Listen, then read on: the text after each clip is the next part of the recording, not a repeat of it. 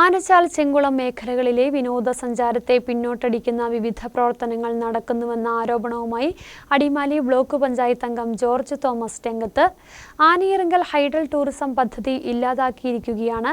ഇതേ രീതിയിൽ ചെങ്കുളം മേഖലയെയും വിനോദസഞ്ചാരത്തിന് തിരിച്ചടിയാകുന്ന വിവിധ പ്രവർത്തനങ്ങളാണ് അധികൃതരുടെ ഭാഗത്തുനിന്ന് ഉണ്ടാകുന്നത്.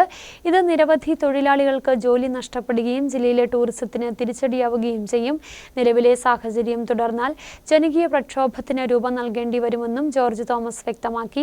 വിവിധ തരത്തിലുള്ള ടൂറിസ്റ്റ് പ്രോഗ്രാമുകൾ അതൊക്കെ തകർന്നു പോകത്തക്ക നിലയിലുള്ള നിലപാടുകളുമായി ഉത്തരവാദിത്തപ്പെട്ടവർ മുമ്പോട്ട് പോകുമ്പോൾ പ്രത്യേകിച്ച് ഗവൺമെൻറ് അത് ശ്രദ്ധിക്കേണ്ട ഒരു കാര്യം ഐഡൽ ടൂറിസവുമായി ബന്ധപ്പെട്ട് KIC ബോർഡിൻ്റെ ശ്രദ്ധ ഉണ്ടാകേണ്ട കാര്യമാണ്.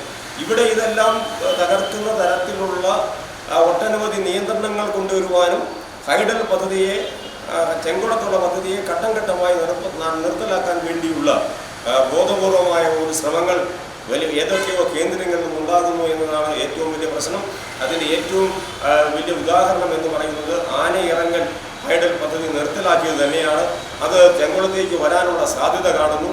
ഇവിടെ ജനങ്ങളുടെ ജീവിതമാർഗം ഇല്ലാതാക്കുന്ന തരത്തിലുള്ള പ്രവർത്തനങ്ങൾ ഉണ്ടാവുകയാണെങ്കിൽ അതിനെതിരെ സമരപരിപാടികളുമായി മുമ്പോട്ട് പോകും എന്നാണ് എനിക്ക് പറയാനുള്ളത്.